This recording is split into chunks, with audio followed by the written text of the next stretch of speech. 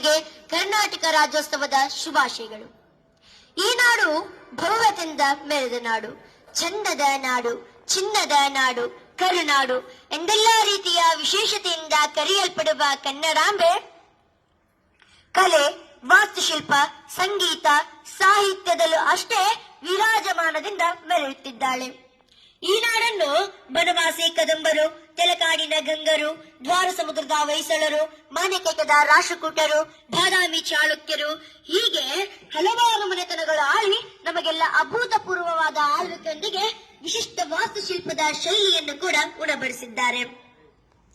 ಇತಿಹಾಸವನ್ನು ತಿಳಿದವನು ಮಾತ್ರ ಇತಿಹಾಸವನ್ನು ಸೃಷ್ಟಿಸಲು ಸಾಧ್ಯ ಎಂಬ ಅಂಬೇಡ್ಕರ್ ಅವರ ವಾಣಿಯಂತೆ ಕರ್ನಾಟಕದ ಇಂದಿನ ಇತಿಹಾಸವನ್ನು ತಿಳಿಯುವುದು ನಮ್ಮೆಲ್ಲರ ಆದ್ಯ ಕರ್ತವ್ಯವಾಗಿದೆ.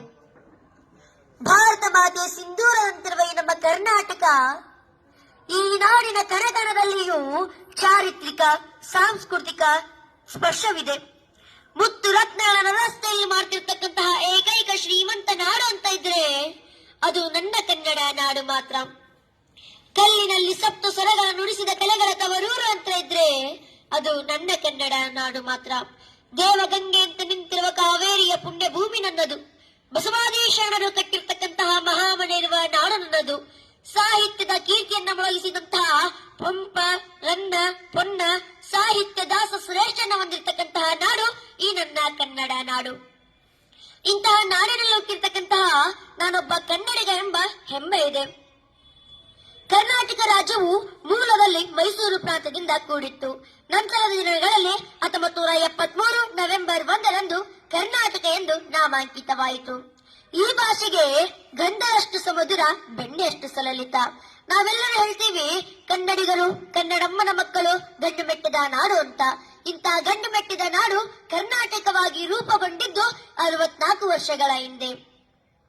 ಅಂದಿಗಾಗಲೇ ನಿಜಾಮರು ಮೈಸೂರಿನ ಅರಸರ ಆಳ್ವಿಕೆಯಲ್ಲಿ ಖಂಡವಾಗಿದ್ದ ಈ ನಮ್ಮ ಕನ್ನಡ ನಾಡು 1953 ನವೆಂಬರ್ 1ರಂದು ಕರ್ನಾಟಕ ಎಂದು ನಾಮಾಂಕಿತವಾಯಿತು.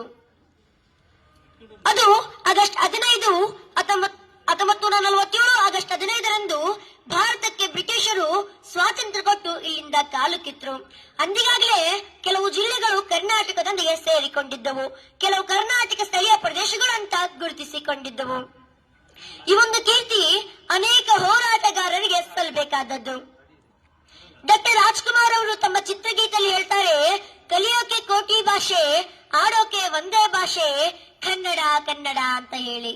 ಇಂದಿನ ಆಧುನಿಕ ಬದುಕಿನ ಅನಿವಾರ್ಯತೆಗೆ ಎಲ್ಲ ಭಾಷೆಗಳು ಬೇಕು ನಿಜ. ಹಾಗೆಂದು ಮಾತೃಭಾಷೆಯನ್ನ ತಿರಸ್ಕರಿಸುವುದು ಯಾವ ನ್ಯಾಯ?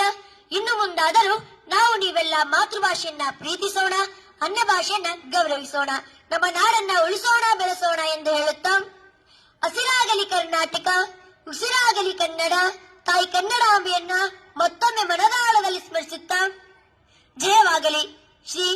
ಶ್ರೀ ನಾಡಭುವನೇಶ್ವರಿ ತಾಯಿಯವರಿಗೆ ಜಯವಾಗಲಿ. ಧನ್ಯವಾದಗಳು.